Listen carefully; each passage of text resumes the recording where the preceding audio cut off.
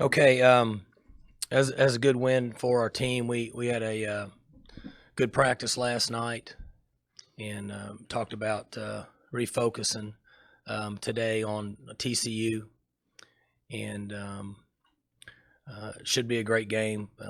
I've watched quite a bit on them, but very talented in on defense and run well. And I think part of the year they were beat up a little bit. They're getting back at full strength, in my opinion. So, like most games for us in conference, it ought to be an exciting game.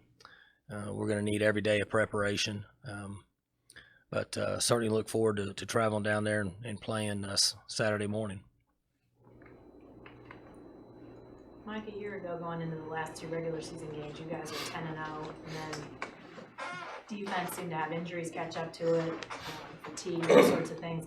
Do you feel like especially your defense is in a different position this year, going into the final two regular season games? We are healthier on defense. Last year, the teams we played at the end of the year were really, really good football teams, and I didn't feel like that we played as well defensively as we could have, but we were beat up a little bit. Makes it difficult for us to practice. We're healthier. So overall, I feel good about where we're at as a team. We were able to get out of the last game without getting anybody injured. So their focus has to be to finish strong.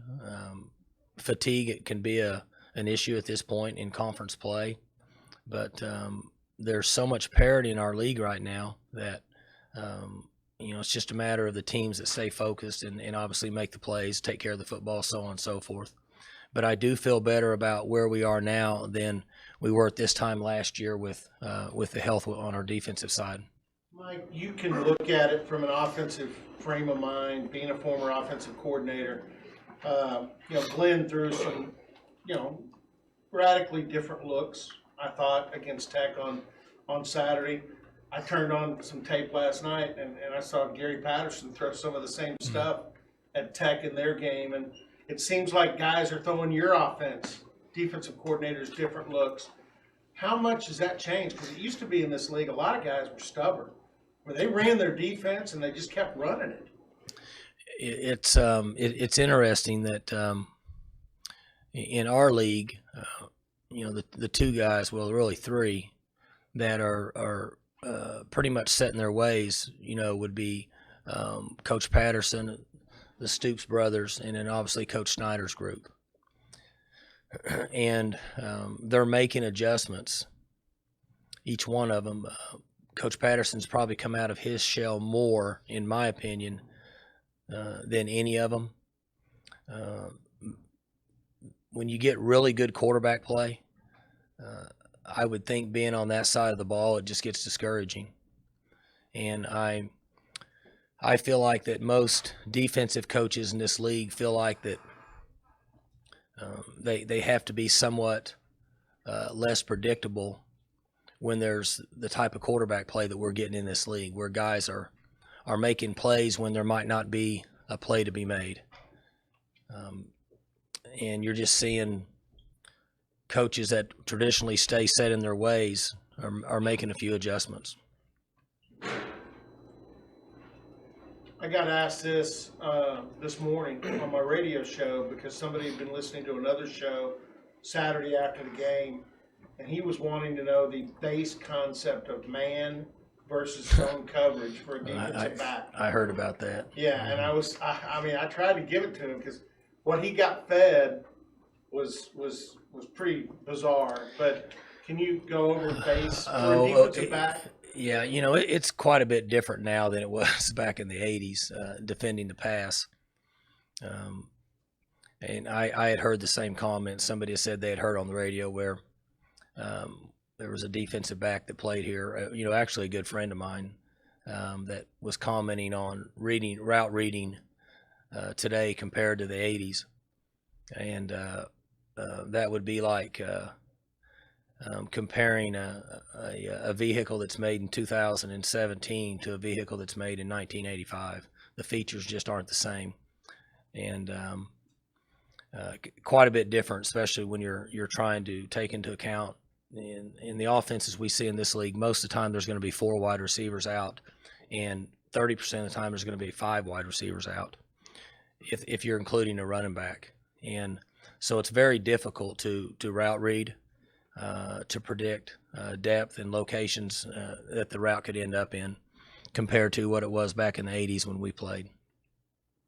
Mike, I know this call's probably would have been different had JW not been here a year ago when you guys inserted him to run, whether it was goal line or maybe short yardage situations. But the way that Mason didn't have to be put into those situations, do you feel like, now he seems physically and mentally maybe more able to do those sorts of things. Did having JW being able to do that extend, health and those sorts of things for Mason in your mind? The fewer hits that all of these guys that play this position can take, a lot better off whoever's team they play for is going to be, in my opinion. JW was able to take a lot of physical contact off Mason last year because of the third and short and the goal line plays that he was in. Now we've adjusted our offense to where we're not a great third and short team, and we're a pretty average goal line team, but we've made a few changes, and Mason's been included in that. You guys have seen him run the ball. He wants to run the ball more.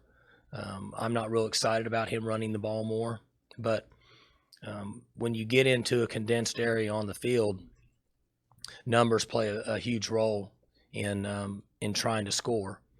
And that you bring, it's interesting you bring that up because TCU is very good in the score zone down inside the 8-yard line. So we'll really have to work hard and put our heads together to come up with a good plan when we get in that position in the field. Is that, Mike, maybe the biggest difference between Mahomes and Kenny Hill is that they'll run Hill more than they will Mahomes? They have. Originally, Cliff started out running Mahomes quite a bit. And I don't have exact numbers, but just from an outsider looking in and watching tape and getting a feel for it, he's protected him more, which I would too. I'd protect him. Mahomes is running differently now. He's not taking the hits he took a year ago, which I think, obviously smart for him. It's just, you just roll the dice, and you hope you don't end up with one of them that can't play anymore. But when they carry the football, there's a risk. Mike, Vincent Taylor said when NFL scouts look at him, he thinks the one thing that stands out most is his just joy for the game. Is that sort of an underrated aspect of why some guys are more successful than others, just guys who love the game more than other guys? I think the NFL has changed somewhat in their evaluation of prospects. I don't pretend to know a lot about it. I just know what I hear and what I see, in that the commissioner is pretty adamant about players that are going to compete at that level having character, and they want the image of the game to be good and clean and fun. So whether that would be a determining factor or not, I'm not sure for their level, but for us in college, it's still a game. There's a lot of excitement, suspense, pressure built in because of what all is involved in being successful at this level. But we want guys that have to go out and play, or want to go out and play for all the right reasons and have fun. So I'm sure there's some carryover in the NFL. Because at the end of the day, we talk about this all the time, they need to prepare Sunday through Friday, and then Saturday it's still a game they have to go play. And Vince does a very good job of understanding our philosophy. He's got the most sacks or tackles for loss in a single season since you've been the head coach. Mm-hmm. Does that make him the most dominant inside guy you've had, or is that say, yeah, he's probably the best? He's up there with as good as of any player we've had that's been inside for us. He's come a long way. He's made great strides in the last 6 months. He's another guy that a year from now can really position himself to to make some good money and have an opportunity to play this game for another 6 or 7 years. And just seeing the strides he's made just over the last 6 months. You can't be in their camp, but you know what it's like for your program when you have an open week or a bye week. Mm-hmm. You've handled this, I guess, earlier this year. I think Baylor or somebody had a bye week before they played you, but TCU had the bye week. What does that put you on alert for anything? Well, there'll be a few things that are different. You just have more time to study and prepare, and health wise, fortunately for us, we're in decent shape. Our bye week we had a few weeks ago, we needed a bye week, so I always have concerns when you play a team that's had a bye. If our team's not healthy, but I think we're okay there. But there'll be a few things that are different just based on the history of coaches and their time to watch tape and put things in that they can get coached during a week. You have a Tuesday practice and a Wednesday practice, and that's pretty much it. Thursday's a review. You don't have a lot of time. The extra practices will give you that opportunity. For Glenn and his staff, having Meach, and I mean, I don't know how much involvement J-Dub has in their offense. He's a pretty smart kid. Does knowing them help at all defensively, the mindset, knowing Meach and J-Dub, or not? Well, for them, I think it's an advantage because JW knows all our signals. And I know Gary's a nice, clean, honest guy, but I would think at some point he's going to be interested in how much JW knows about our signals. But he's been in the league for quite a while, and we've known them for a long time anyway, even though they were in that other conference being just down the road. They know a lot about us. We know a lot about them. Game's going to come down to taking care of the football and being sound in special teams. And I'm sure both defenses are concerned with limiting big-time plays. Did you shoot JW a text this week? Did I? Will you, or will you get in touch with him before? No. I don't talk to anybody during the season. So I see him every once in a while at a game or something, but I'm not a big communicator during the season. What do you see for JW's future in coaching? I mean, I would think he would do very well. He grew up eating breakfast with a guy that's one of the best high school coaches in the history of Texas football, and he's a gym rat and loves the game. I would think that he'll hang around for a while and probably get a start somewhere at a smaller school, and then before long be at our level. Mike, since James had one catch against Kansas, he's had 100 yards in every game since. Are you noticing things he's doing different, or are defenses respecting the run game more after the last few weeks? We have run the ball a little better. We should have run the ball better in Kansas. We didn't really have as good a plan as what we thought. It was one of those games where afterwards wish we'd have done some things different. I think that Chris Carson has added to that cause, that he's given us some more carries, and with him and Hill both being healthy right now, it's taken a little bit of pressure off James. Can you talk about the challenge of keeping your guys focused on this game in front of you, with Bedlam and a possible shot at the Big 12 title looming in the next game? Well, each week, I talk to him about the importance of focus, and fortunately we've had big wins, and whether you have a big win or you have a loss that you're not happy with, you have to be able to refocus on Sunday. And last night, I said, you've gotten to a point where you're 9-1, and you only got here by busting your butt, overcoming deficiencies, finding answers, and practicing hard and preparing for the next game. And they buy into that. It's their team, the choices they make. The one thing that this team has, and I said this last week, and it's interesting if you watch, I try to watch the TV copies of games. I don't really care about the game. I try to watch the sideline. I try to watch the demeanor of our players, the excitement they have for each other. And this team, from a chemistry standpoint, has come further in the last month and a half than any team I've ever seen. So if they continue to prepare and play that way, then they'll have a chance to have a lot of success. Now, we're not good enough to even look past tomorrow's practice. And in TCU, in my opinion, is a considerably different team now than they were even 3 weeks ago. Just from an outsider looking in, they're healthy and playing pretty well. So it'll be a great challenge for us. What do you attribute that chemistry gain to? I don't know. I mentioned it to the staff and told the team if I knew, I'd bottle it up and sell it and retire. It's just a group. You get 2 or 3 guys on your team that start buying in, their attitudes. They make sure that their enthusiasm becomes a part of the rest of the guys, and they practice well. And it's what happens is during this point of the season, if you're not careful, your Tuesday practices aren't very good because everybody's tired. Coaches are tired, players are tired, just because we've been at it since August. And then you essentially waste 35% of your preparation for the game, and it's extremely difficult to overcome that on Wednesday and Thursday. So we try to give them that information up front, and then in return, they have to do a good job of defeating the guy in the mirror. We talk a lot about beating the guy in the mirror. The guy in the mirror is the one that gets all of us. They have to go to bed at night by 11 o'clock. They have to eat good food, all those things, can't stay out. So if they can accomplish those goals, then they have a chance to practice well on Tuesday. Our last 3 weeks, our Tuesday practices have been really good. And in my opinion, that's made a big difference in us playing decent on Saturday.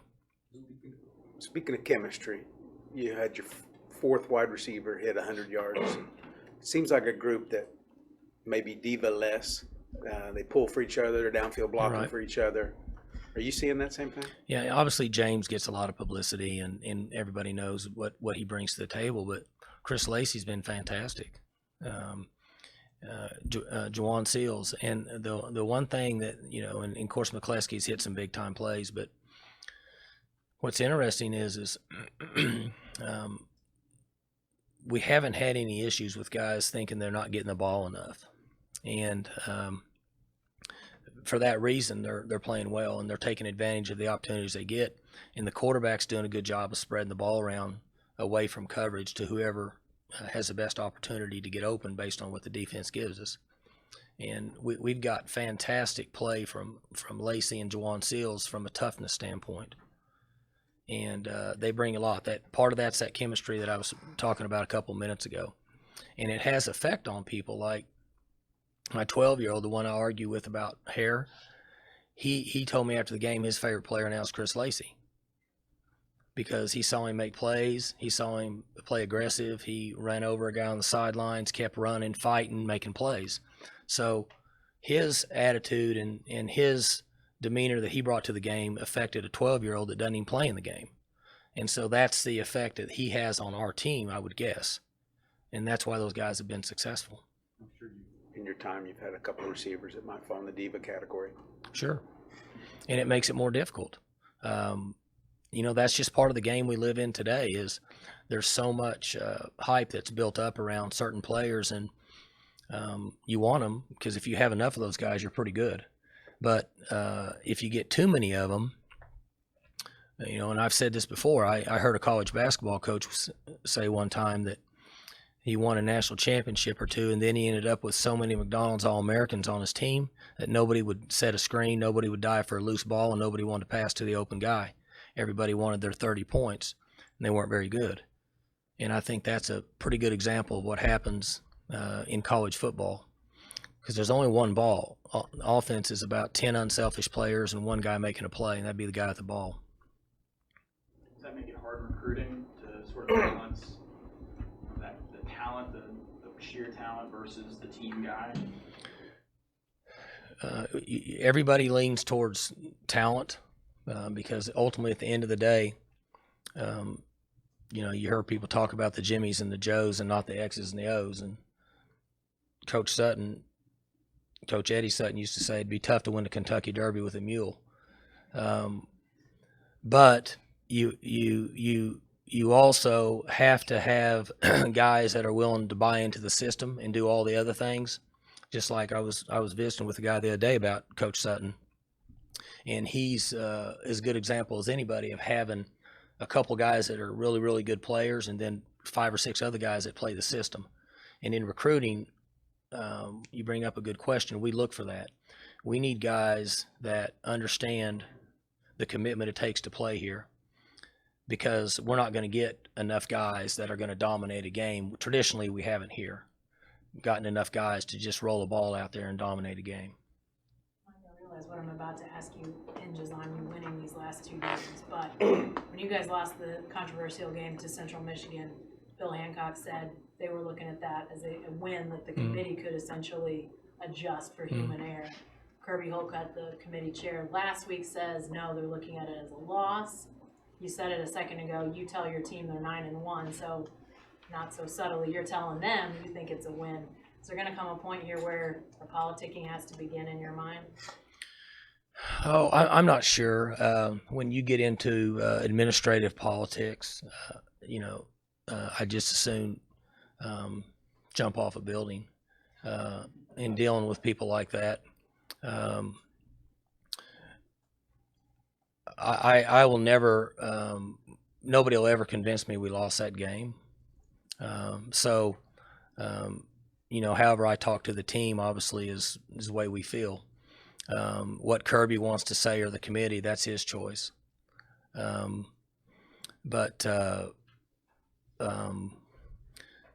We feel like that if we prepare well, play with a lot of effort and take care of the ball, that we have a chance to win this next game.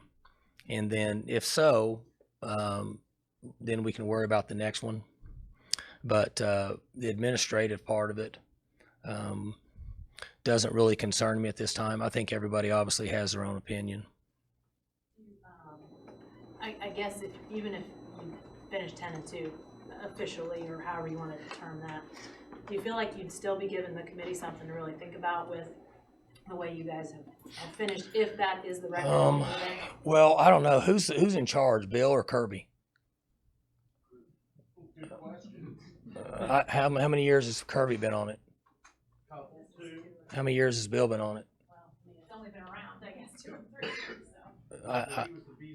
so. Yeah. I think Bill obviously has a lot more say so than Kirby. That's my opinion.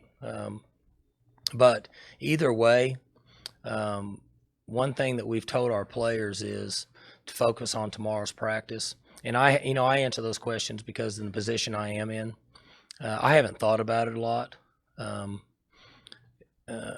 Because we have to play these next 2 games. And at that point, somebody can make a decision on that. They're supposed to be deciding on the best, who they think the best teams are, is what they're supposedly deciding on, is what they say, right? I mean, I never watched the show. I'd rather watch SpongeBob than watch or listen to his comments, to be honest with you. But we got to take care of tomorrow's practice and then move forward from there. Do you expect Chad Whitener to be back this week? Yes. Good. Yeah, I do. I have a quick question. Story surfaced today that Castroville High School sophomore Zach Seiner was listed as a quarterback and defensive tackle. His sophomore season, he picked up a football, started kicking it, and I guess the rest is kind of history. I never saw him play quarterback. I did see him punt. And interestingly enough, about 6 months ago, let's see, what month is this? No, it'd been about 9 months ago, spring ball, whenever it was. I saw him throwing it around out there one day, and he throws it pretty good. And if we were smart, we would probably have a fake punt with him throwing the ball. But it's kind of like with James Castleman, the season's not over yet. The Tech punter didn't do you any favors the other day, throwing and completing that pass. Signer's ready to go. Yeah, no doubt. And that was a good call. And I told Cliff, they I'm sure they put that in at halftime. And we didn't think, with the way we were rushing the punter, we didn't think he could catch it and get it off with those guys coming in his face. And he fired a knuckleball to that guy, and he made a nice catch. That was a good call on their part. Is Larry Williams coming along? Do you know when you? He's doing good. Yeah, he's supposed to be out there moving around this week. Sure. Anything else? Good. All right.